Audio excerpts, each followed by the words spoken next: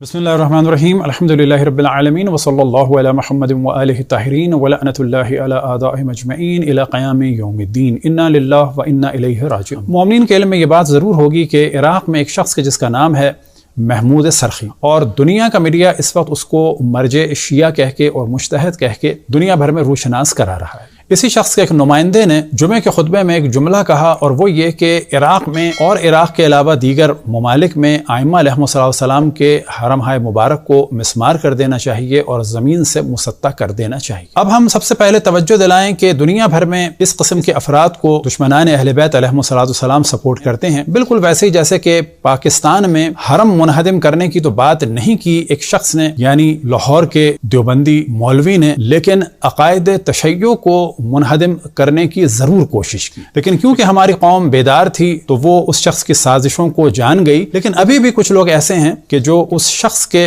بارے میں زیادہ فکر مند ہیں بنسبت حتیٰ اصول دین تشیع اور حتیٰ امام زمان علیہ السلام کے بارے میں۔ ہم دیکھ سکتے ہیں کہ جب انجینئر محمد علی مرزا نے امام زمان علیہ السلام کی شان اقدس میں جسارت کی تو اس شخص نے دفاع نہیں کیا، اور اس شخص کے تمام چیلے کہ جو سامری کے بچڑوں کی طرح سے اس وقت امت کو گمراہ کرنے میں لگے ہوئے ہیں وہ اس شخص کا دفاع کر رہے ہیں۔ بالکل اسی طرح سے ایک شخص عراق میں ہے کہ جس کا نام ہے محمود سرخی، اور کہا جا سکتا ہے کہ یہ پاکستان والا شخص جو ہے وہ محمود سرخی پاکستان میں ہے، اور عراق میں اس شخص کے لیے کہا جا سکتا ہے کہ وہ دشمنان اسلام کا فنڈڈ وہاں کا استاد محترم ہے۔ اب یہ شخص کون ہے تو ہم توجہ دلائیں کہ 1964 میں بغداد میں یہ شخص پیدا ہوا اور بغداد ہی میں پڑھا، اور جوانی میں بعض پارٹیز کا ممبر بنا اور یونیورسٹی کالجز میں انہی کا دم بھرتا رہا، یہاں تک کہ 94 میں اسے شوق ہوا یا یہ کہ صدام کے لوگوں نے اسے بھیجا اور یہ علم دین میں مصروف ہوا۔ اور یہ وہ زمانہ تھا کہ جس وقت مقتدی صدر صاحب کے والد آیت اللہ صادق الصدر نماز جمعہ عراق میں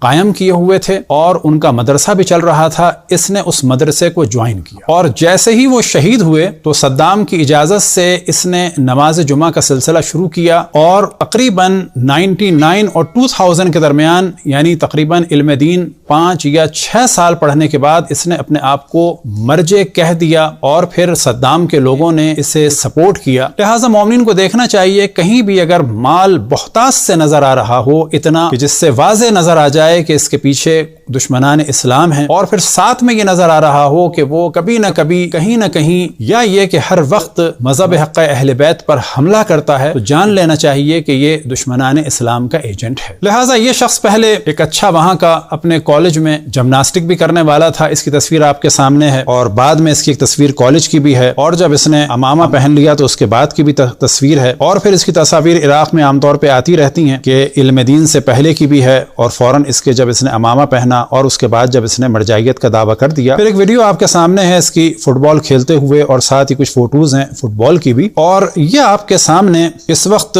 کے میڈیا میں جس طرح سے اس کو دکھایا جا رہا ہے مرجع محمود سرخی کہہ کے، یعنی یہ وہ شخص جس نے چند سال علم دین پڑھا، اب اس کو مرجع ظاہر کیا جا رہا ہے، تو ظاہر ہے کہ دشمنان اسلام کا کوئی نہ کوئی فائدہ ہوگا، اور اسی طرح سے اس کو دکھایا گیا BBC میں، اور اب آپ کے سامنے ہے کہ جس میں المرجع العراقی محمود سرخی کہا جا رہا ہے الجزیرہ ٹی وی پر۔ اسی شخص کی خیانتوں میں سے خیانت یہ کہ جب آیت اللہ العظمیٰ سیستانی نے عراق کے دفاع کے لیے حکم دیا کہ ہر شخص پر واجب کفائی ہے کہ عراق کا دفاع کرے، اس وقت اس نے آغا سیستانی کی تکفیر بھی کی اور ان کی مخالفت بھی کی، اور داعش کی اس شخص نے حمایت کی، اور اس وقت کی یہ CNN کی خبر آپ کے سامنے ہے، اور اسی طریقے سے دوسری CNN کی خبر سامنے ہے کہ جس میں یہ آغا سیستانی اور ایران کے خلاف بول رہا ہے، اور اس کے بعد جب اس نے حمایت کی ہے داعش والوں کی اور پھر آغا سیستانی کے فتوے کی مخالفت کی، تو یہ اس زمانے کی عرب اخباروں کی کٹنگز آپ کے سامنے موجود ہیں۔ اسی طریقے سے عراق میں جب ایرانی سفارت خانوں میں حملہ ہوا تو اس میں بھی پیش اسی کے افراد تھے، اور جب آغا شیخ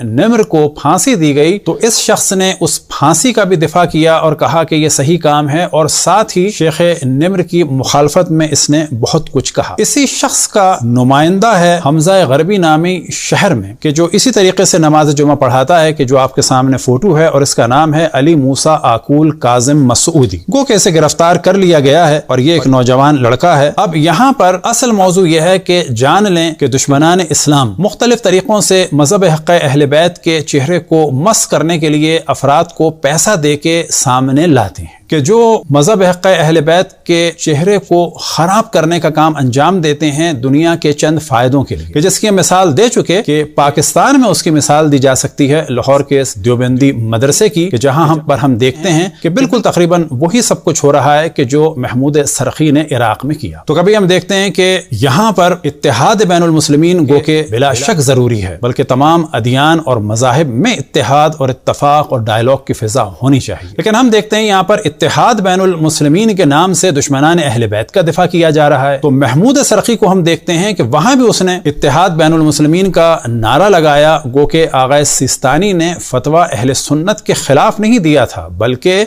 دہشت گردوں کے خلاف دیا تھا، اور اس نے یہ ایشو اٹھایا وہابیوں اور دشمنان اہل بیت کے ساتھ مل کے کہ یہ فتویٰ اہل سنت کے خلاف۔ اب ظاہر ہے کہ دنیا کا میڈیا یہ شور مچاتا ہے کہ جب وہابی مارے جائیں پاکستان میں، مثال کے طور پر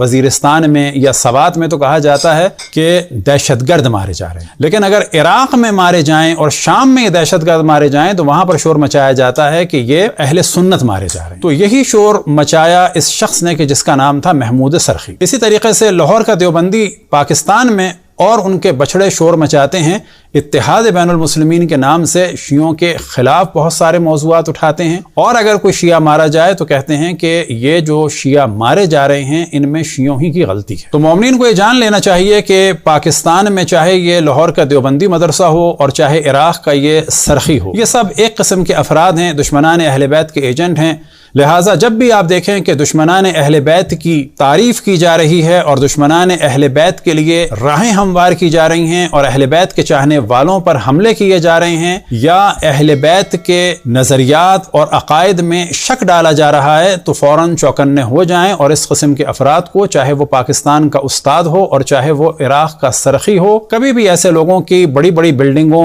اور ان کے افراد اور ان کے مال کو مد نظر نہ رکھیں، بلکہ یہ دیکھیں کہ اہل بیت علیہ السلام کا دفاع کون کر رہا ہے اور مذہب حق اہل بیت پر حملے کون کر رہا ہے۔ دعا ہے کہ خداوند تبارک و تعالی امام زمان علیہ السلام کے ظہور میں تعجیل فرمائے اور ان تمام سازش کرنے والوں کو ذلیل و رسوا فرمائے۔ وصلی اللہ علی محمد و آلہ الطاہرین۔